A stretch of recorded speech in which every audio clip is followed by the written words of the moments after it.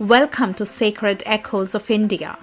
In this segment, we'll address the biased approach of Western media towards India, often portraying it through narrow and stereotypical lenses, rather than acknowledging its multifaceted achievements and contributions to the global landscape.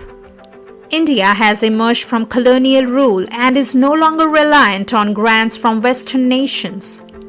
It's becoming increasingly challenging for Western media, politicians, and businesses to overlook India's rapid advancement. The Western media has the opportunity to embrace a new perspective, moving beyond colonial-era mindsets. They can collaborate with allies who value equality and mutual opportunities for human advancement. Alternatively, they may perpetuate global confrontations and hostility. India encountered several challenges during its development, including issues with neighboring countries, a large population, and widespread corruption.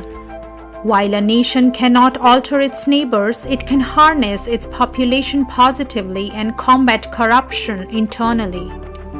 This is precisely where India has directed its efforts, empowering its citizens, fostering business growth, and strengthening its defense capabilities. Despite being a significant importer of weapons, India's focus on initiatives like Make in India has accelerated the shift towards domestic production. Now the question is, why does the Western media label India as authoritarian? Despite its emphasis on democratic principles and diverse civil society, has India attacked its neighbors or any other country? Has India sent forces to capture territories? Has India suppressed minorities by controlling population growth? The answer to all these questions is no. India has focused on its own development and has contributed globally. It has provided vaccines to neighboring countries and extended support in space technology, and recently aided in securing ships from piracy in the Indian Ocean. It's so easy for foreign media personalities from networks like CNN, BBC, or DW to make comments about India, Indians, or its leader. However, they often overlook that by labeling our leader as a hypocrite or a dictator, they are basically insulting the Indian voters who have democratically elected Narendra Modi twice and are likely to choose him for a third term. Indian democracy goes beyond simplistic notions of majority and minority politics prevalent in Western media.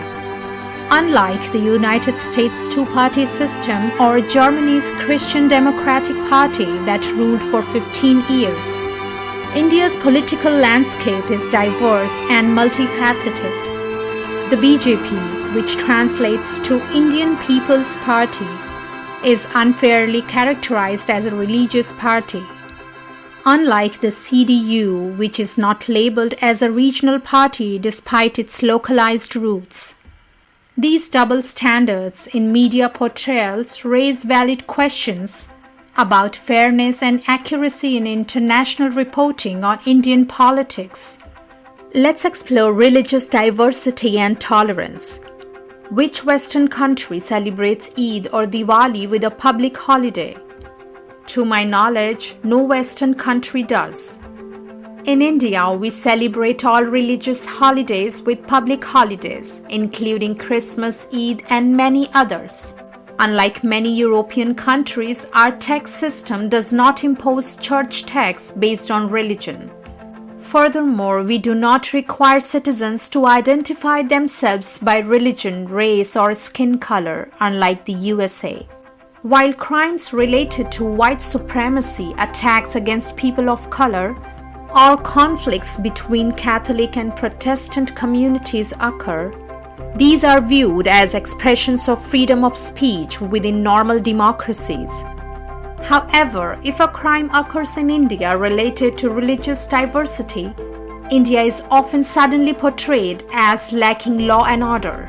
This double standard raises questions about the fairness and balance in assessing the governance and societal challenges of different nations. The hypocrisy of Western media doesn't stop there. They also presume to advise India on how to manage its internal affairs and improve its democracy. This sense of superiority blindsides the Western world. While democracies are imperfect, a 75-year-old democracy like India's, it's certainly qualified to be part of the UN Security Council. As the world's fifth largest economy, India is prepared to join the G7 and contribute its knowledge, technology, and workforce to global initiatives. Collaborating with India would undoubtedly benefit the world and enable India to assume a more significant global role. Indian democracy functions effectively, although it has its imperfections. The country's religious diversity is its greatest asset, but it doesn't always translate into perfect harmony. It is essential for the media to visit India in person to gain a deeper understanding of Hinduism and refrain from perpetuating outdated narratives. The Western media must respect Indian citizens who freely choose their leaders in each election. These choices reflect the assertive and impactful aspirations of modern Indians aiming to make a positive global impact.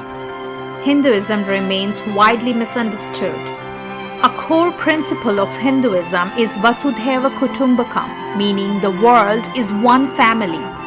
In our society, we prioritize inner contentment over material wealth or luxuries. This perspective has historically inspired Indians to persist and thrive even during challenging economic times. Has the world media truly understood the journey of Narendra Modi and the BJP? Instead of simply branding them as Hindu fanatics, have they taken the time to delve into their background and motivations? It would significantly benefit their viewers if they did.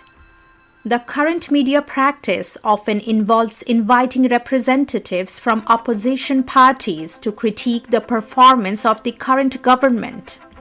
Consider the situation in the United States. If you want to assess the country's state under democratic rule, asking a Republican politician for their perspective would likely yield a biased view.